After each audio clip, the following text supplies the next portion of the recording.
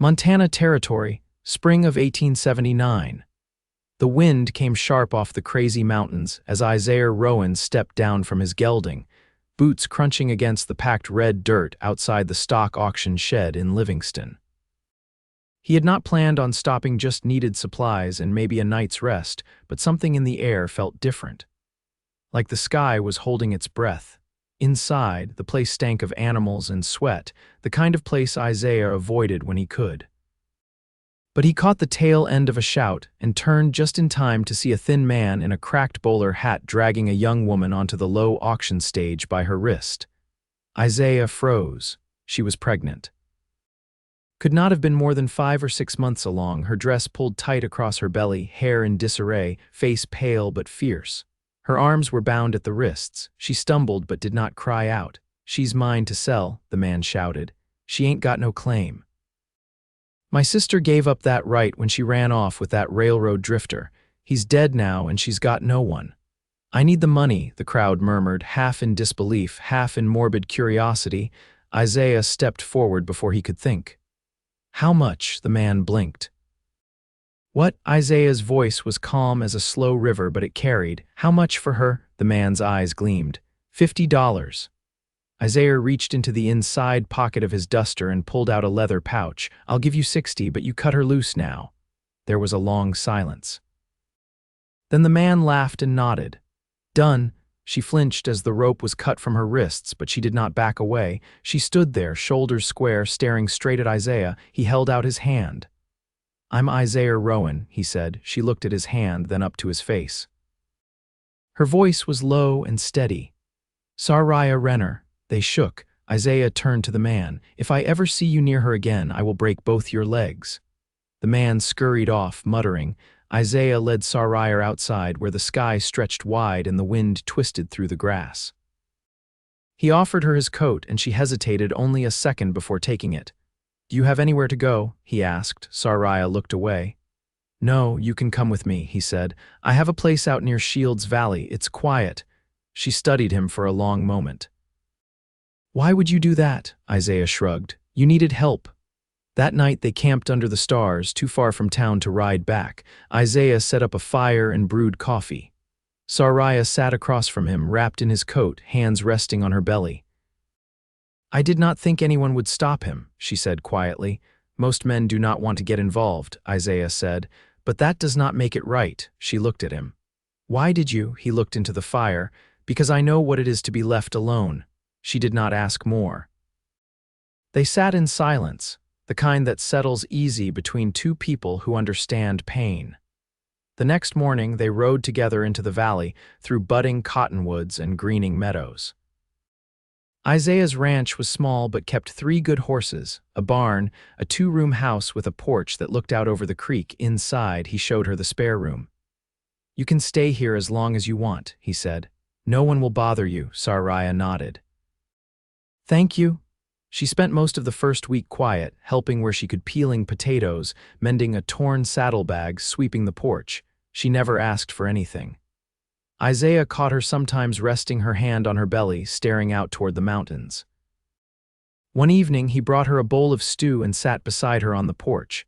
The sun was going down, gold spilling over the hills. "Your brother," Isaiah said. "He always like that." Sariah's jaw tightened.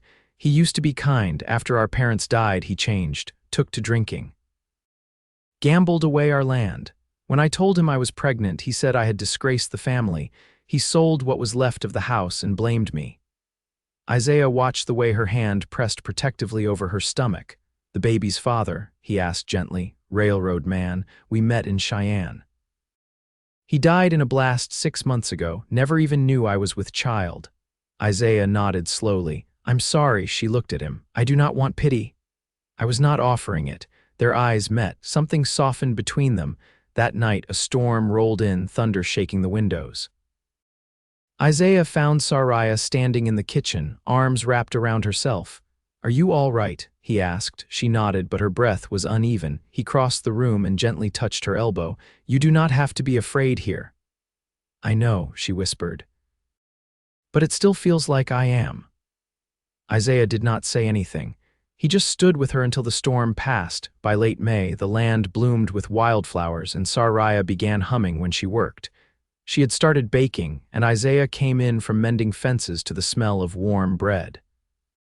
Her presence filled the house in ways he had not expected, quiet, steady, alive. One evening by the creek, she asked him, "Why are you alone out here?" Isaiah stared at the water a moment. "My mother died of fever when I was 10. My father raised me out on the trail. He was a hard man. Taught me to ride, shoot, survive, but he never stayed anywhere long. When he passed, I figured I would try what he never did, settle." Sariah's voice was soft. "You are not like most men." Isaiah looked at her. "I do not want to be," she smiled then, slow and genuine. By the first week of June, Sariah's belly had grown rounder, her steps slower. Isaiah built a bench under the cottonwood tree near the barn just for her. She sat there in the afternoons, sketching patterns on scraps of paper. He brought her water, rubbed the ache from her lower back when she let him. He asked nothing in return. One evening, as fireflies lit the dusk, she took his hand. "I feel safe here," she said. "You are," he whispered. She leaned her head against his shoulder. They stayed like that until the stars came out, and for the first time in a long while, Isaiah Rowen felt something bloom in his chest, something like hope. By mid-July, the creek ran low and clear, its muddy banks cracked where the sun touched longest. Isaiah had taken to rising before dawn, splitting wood and checking fences before the heat settled in full. Sariah, slower now with the weight she carried, spent her mornings in the shade of the barn lean-to, sewing small shirts from scraps of muslin she'd found folded in the far cupboard.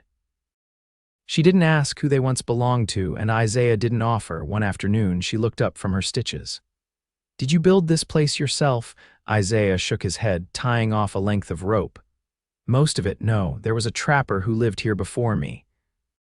Left when the mines started pulling men south. I just fixed what was falling down." She brushed a curl back from her cheek. "It's a good house. I try to keep it that way." Sariah nodded, then hesitated. "I've never stayed anywhere this long." "You thinking of leaving?" Isaiah asked, not looking up. "No," she said. "I'm just not used to things holding still." The next day, a wagon rattled up the trail near sunset, raising dust as it crested the rise. Isaiah stepped off the porch, shotgun resting easy in the crook of his arm. He didn't recognize the driver, but the man raised a hand in greeting. "Name's Amos Cutter," he called out. "I trade in feed and sugar mostly. Heard there was a place out this way." "Didn't know it was settled." Isaiah glanced back toward the house.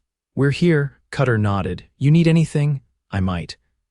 Isaiah walked the man to the rear of the wagon, where burlap sacks and wooden crates were stacked haphazard. Sariah came out as they talked, wiping her hands on her apron. Cutter tipped his hat.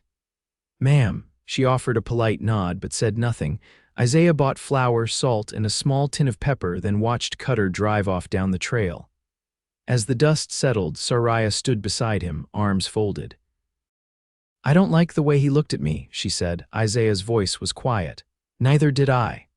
Later that night, she sat at the table, a pencil in her hand and a curl of paper before her. Isaiah leaned against the doorframe, arms crossed. "What are you drawing?" She turned the paper toward him. "A rough sketch of the house, the barn, and the cottonwood bench beneath the sky. It helps me remember things," she said. "Not just how they look, but how they feel." "That's a good thing to keep," he said. She set the pencil down. "Do you ever think about what comes next?" Isaiah stepped into the room, pulled out the chair across from her. "I do now," he said. She watched him, her eyes steady. "What would you want it to look like?" He didn't answer right away. The lantern flickered between them, casting soft shadows on the walls. "I want peace," he said finally. "Not silence, just quiet in my bones. A place where no one takes what isn't given. A place where someone waits for me to come home." Sariah's fingers brushed the edge of the table. "That sounds like something worth building." "I think it is." The days stretched long. Isaiah repaired the chicken coop, and Sariah painted the baby's cradle a soft shade of blue using old pigment she'd found in a tin behind the stove. It had been hers, she said, brought from Missouri before everything fell apart. One evening, she lingered outside long after the sun had gone. Isaiah found her beneath the cottonwood, her eyes turned skyward. "They're brighter out here," she said. He looked up. "Not much to block them," she glanced at him. "Did you ever want children?" "I never thought I'd have the chance," she swallowed. And now Isaiah didn't look away. "I'd raise yours like my own if you'd let me." Sarah's breath hitched, but she didn't speak right away. Finally, she reached for his hand. "I think the baby could use a father like you." The wind moved softly through the grass. Isaiah tightened his fingers around hers. Nothing more was said. Nothing needed to be. By the time the first apples ripened on the old tree near the fence line, Sariah began folding linens and stacking them in the cedar chest near the bed in her room. Isaiah noticed the quiet rhythm of her steps had changed. She wasn't afraid anymore. She was ready. The world hadn't given her much. But here, in this small corner of Montana, something had taken root. Something she hadn't dared hope for. And Isaiah, who had lived so long in the hush of his own solitude, found himself listening now for her footsteps on the porch, the sound of her voice in the morning, the soft hum she gave when she worked. Neither of them said the word for what was growing between them. But it was there, steady as the land beneath their feet. The baby came 2 weeks before the barley harvest.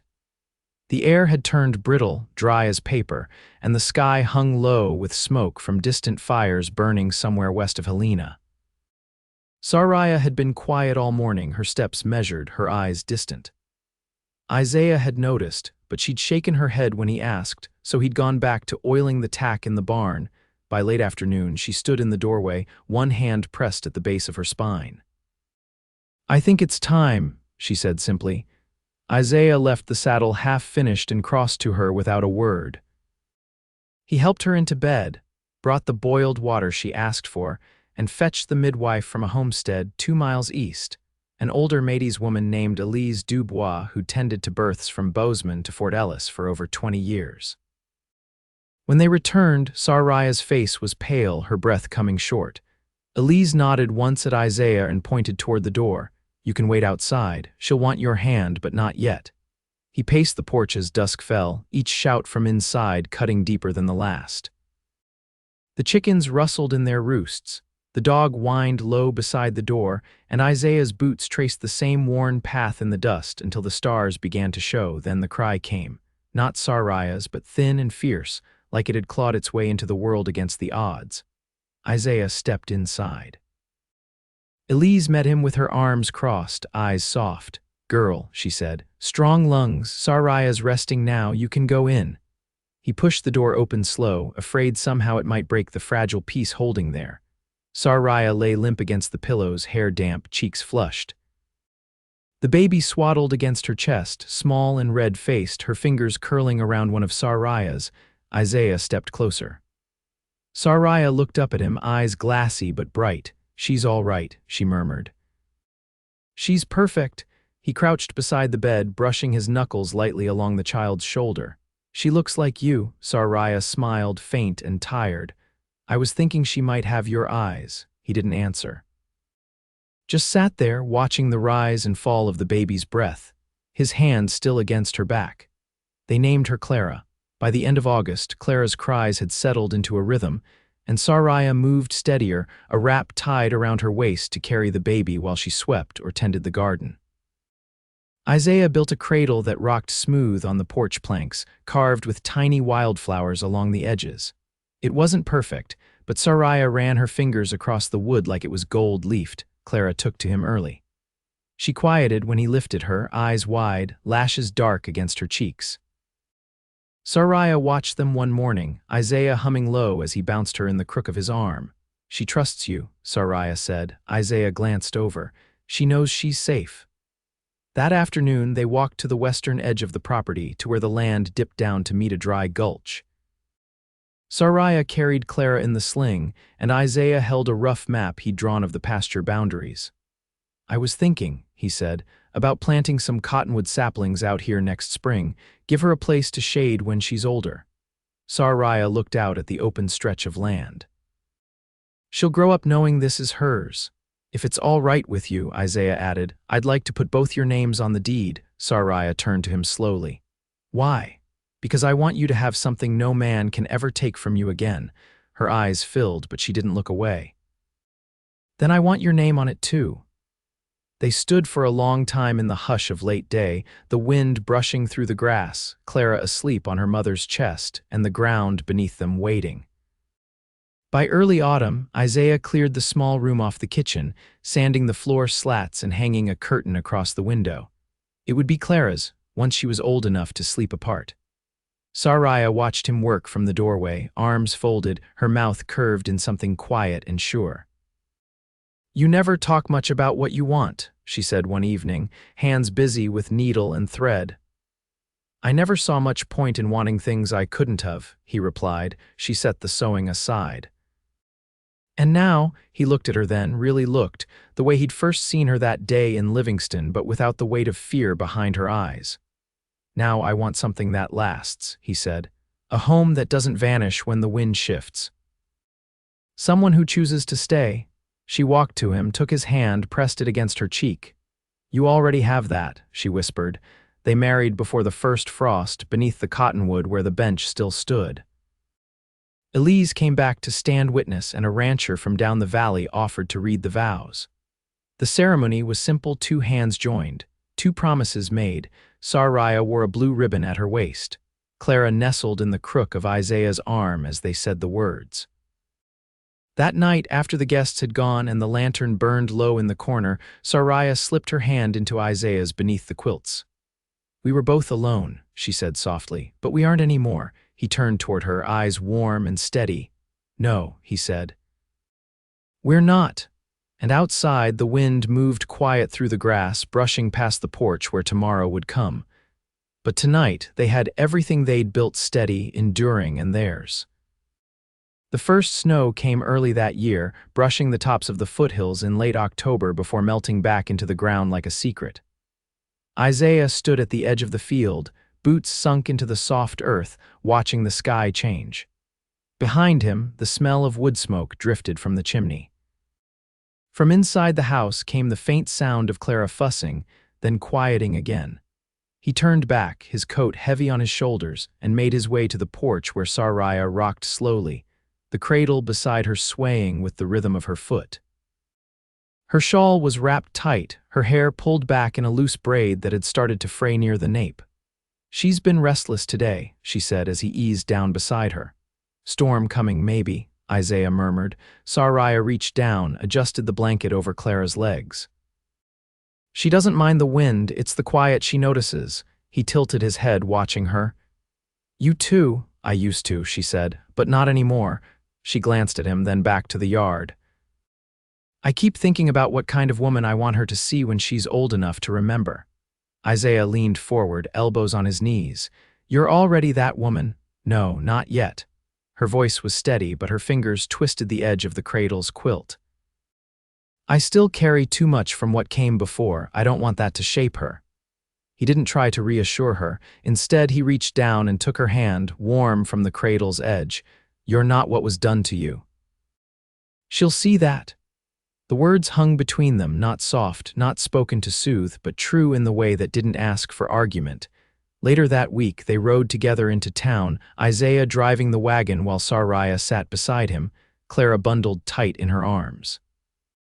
It was the first time she'd left the valley since the birth, and her eyes moved over the land like she was seeing it again for the first time. The peaks were dusted pale, the tree line thinning as the air turned sharper. They stopped at the general store, where Isaiah loaded flour, lamp oil, and a new kettle onto the wagon bed. While he spoke to the clerk inside, Sariah stood near the doorway, watching Clara sleep. A woman approached her from across the street, older, wrapped in thick calico with a small boy clutching her skirt. Her face was unfamiliar. "You're Isaiah Rowen's wife," the woman said. Sariah nodded once.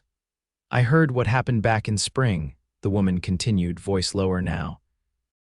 "With your brother, that was a cruel thing." Sariah's jaw tightened. "It's over." The woman looked down at Clara, then back again. "You look like you belong here, like you've always been." Sariah didn't answer. She didn't need to. They returned home before dusk, the sun slipping behind the ridge as Isaiah pulled the team up to the barn. Inside, he unpacked the supplies while Sariah laid Clara down in the cradle near the stove. The light shifted through the window, catching on the edge of the new kettle as it steamed gently on the hook. "You ever think about putting up another room?" she asked. Isaiah looked up from the bags. "For what?" "I've been thinking about teaching," she said. "Not a school like in town. Just a few of the neighbor children if their folks are willing. Reading, sums, maybe sewing. I'd keep Clara with me." Isaiah straightened. "You'd be good at that." "I never had much chance to learn past the basics," she said. "I had to leave school when I was 12, help keep the house. But I remember what it felt like to want more than chores." He nodded slowly. "We'll build it in the spring." She smiled, small but sure. That night, as they sat together near the fire, Isaiah reached into the wooden box beneath the bench and pulled out a folded length of oilcloth. From it, he unwrapped a small silver locket, tarnished at the edges but still catching the light. "I found this in Bozeman last time I went for seed," he said, handing it to her. Sariah turned it over in her palm. Inside, there was space for 2 photographs. "I thought maybe we could fill it," Isaiah said. "One of Clara and one of all of us." She closed her fingers around it. "I never had something like this." "Now you do." She leaned into him then, her head resting against his shoulder, and the fire snapped low behind the grate. Outside, frost crept along the window panes. The wind moved through the trees with a sound like breathing. Inside, the cradle rocked gently and the locket sat warm in her hand. Nothing felt borrowed anymore. Not the land, not the house, not even the quiet. And in that stillness, something deep and lasting settled between them, a life not imagined, but lived. One they'd built not from what they'd lost, but from what they'd chosen. By late November, the days settled into their winter rhythm. The sun climbed slow and low, setting before supper most nights, and a pale hush lay over the land like a wool blanket. Isaiah had finished sealing the barn windows with canvas, and Sariah had lined the baby's cradle with thicker batting. Clara's cheeks pinked in the cold, her little hands always reaching, grasping, learning the world by touch. Inside the house, warmth pulsed from the stove, and the scent of dried sage hung faint in the air. Sariah set aside her sewing more often now, her energy drawn toward the small classroom she'd arranged. 3 children from neighboring families came twice a week, their boots leaving muddy prints on the porch and their laughter ringing through the rafters. Isaiah built a low shelf for the slates and chalk, and Sariah used the back of an old flour sack to stitch a map of the territory by hand, rivers and ranges marked in careful thread. One evening, after the children had gone and Clara was down for the night, Isaiah stood at the table sorting through a stack of old receipts he'd brought in from the tack room. Sariah stepped in from the back, her hands still dusted with flour. "I've been thinking," she said, leaning against the doorframe. Isaiah glanced up. "About what?" "About the land west of the creek," she said. "The soil's darker there. I was reading a pamphlet Amos Cutter lent me. He passed through again last week while you were out with the team. It mentioned rotating crops, letting part of the pasture rest." Isaiah set the papers down. "You want to try planting something new? Maybe flax," she said, "or peas, something that feeds the soil again." He nodded slowly. "You think we can make it work?" "I think it's worth trying," she said. "We've built everything else by hand. Might as well keep going."